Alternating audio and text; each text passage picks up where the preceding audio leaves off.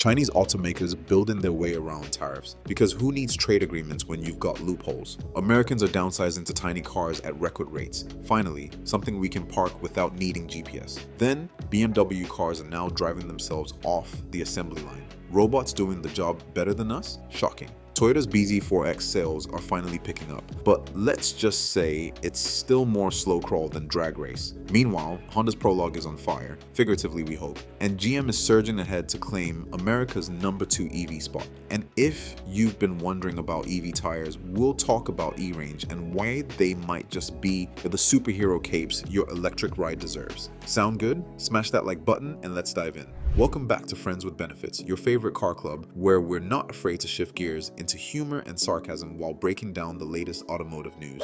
If you're new here, don't forget to hit that like button, subscribe, and ring the bell, because trust me, you don't want to miss this ride.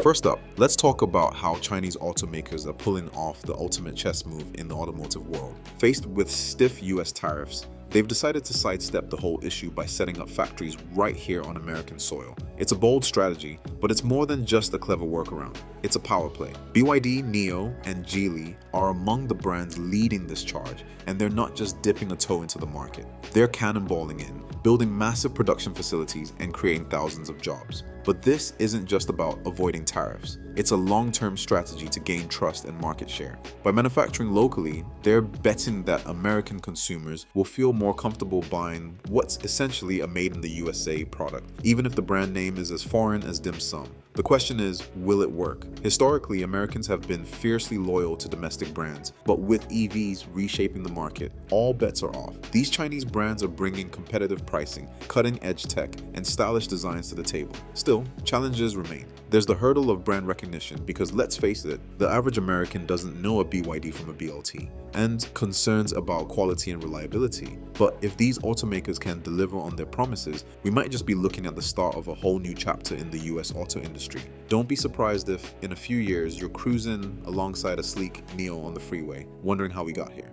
Americans downsizing their cars. It sounds like an alternate universe, but it's happening, and it's happening fast. Tiny cars are no longer just the punchline of jokes about Europeans squeezing into smart cars. They're becoming a legitimate trend stateside. So what's driving this shift? It's a mix of rising gas prices, urban congestion, and a growing awareness of sustainability. Plus, let's be honest, trying to parallel park an SUV in a city like San Francisco is the kind of stress that can make you question your life choices. The new generation of microcars is nothing like the Econoboxes of the past. We're talking about vehicles like the Fiat 500, the Honda N1, and even futuristic concepts like Citroen's Ami. These cars are compact without feeling cramped, offering clever designs that maximize interior space while keeping the footprint small. They're also packed with tech features, from advanced safety systems to infotainment screens that rival your living room TV. But the real kicker? These cars are just plain fun. There's something undeniably satisfying about zipping through traffic in a vehicle that feels like a go-kart on steroids. And let's not forget the smug satisfaction of finding a parking spot in seconds while SUV drivers circle the block for the third time. Of course, tiny cars aren't for everyone. If you're hauling a family of 5 or towing a boat, you're probably sticking with your pickup. But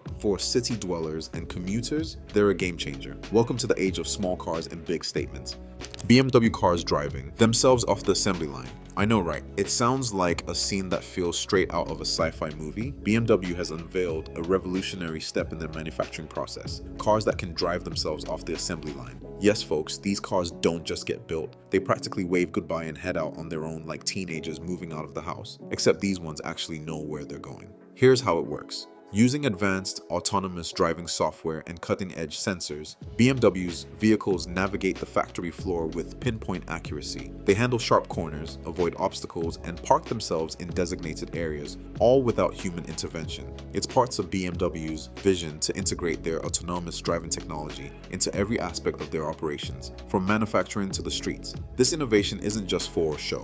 By automating the final steps of production, BMW is improving efficiency and reducing the margin for human error. it's also a live testing ground for their autonomous tech. If a car can navigate a factory floor filled with tight spaces, equipment, and unpredictable conditions, it's a strong vote of confidence in its ability to handle real-world driving scenarios. But let's not overlook the bigger picture. This move demonstrates BMW's forward-thinking approach to not just building cars, but pioneering the future of mobility. Whether it's their luxurious 7 Series, the sporty M Series, or their growing lineup of electric vehicles, the tech being refined on the factory floor today could be the backbone of their autonomous systems tomorrow. Of course, this breakthrough raises some big questions. Will we see a day when BMW cars are not only driving themselves off the assembly line, but also delivering themselves straight to dealerships or even your driveway? And what does this level of automation mean for factory jobs? BMW assures us that the technology is meant to enhance production and support workers, not replace them, but the implications are worth pondering. For now though, let's just marvel at the idea of a car that doesn't need a test driver, because it is the test driver. BMW isn't just building cars, they're driving the industry toward a future where autonomy isn't a feature, it's a standard. And frankly, that's a ride we're all curious to see.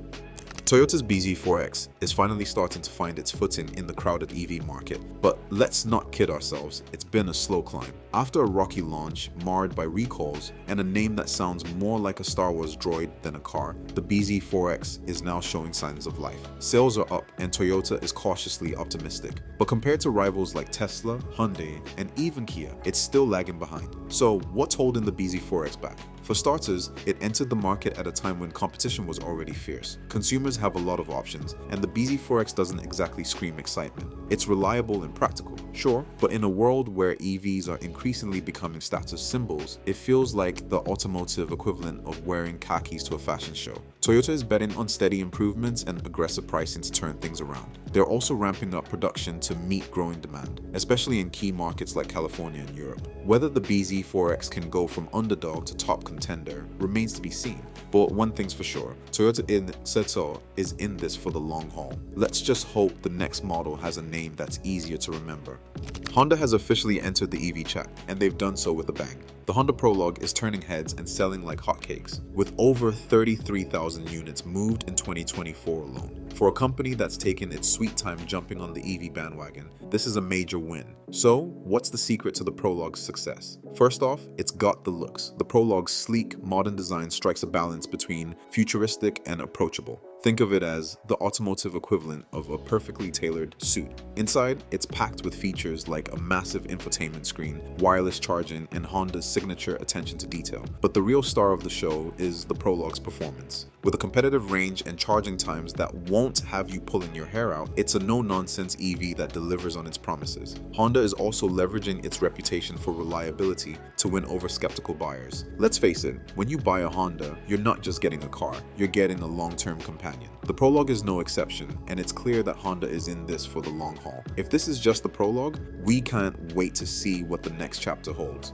Big news from the EV battlefield. General Motors has officially claimed the #2 spot in US EV sales, dethroning Ford in the process. This is a huge milestone for GM, and it's not just a fluke, it's the result of a well-executed strategy. So, how did GM pull this off? It all comes down to variety. From the affordable Chevy Bolt to the luxurious Cadillac Lyriq, GM has an EV for every kind of buyer. They've also been investing heavily in production, with factories running at full tilt to meet demand. And let's not forget about their partnership with Ultium, which is helping them develop cutting-edge battery technology. Of course, Tesla is still the reigning champ, but GM's rise to #2 is proof that the EV market isn't a one-horse race. With ambitious plans to expand their lineup and introduce more affordable options, GM is making it clear that they're here to stay. The real winner in all of this? Us, the consumers, who get to watch these companies duke it out while driving better and better EVs.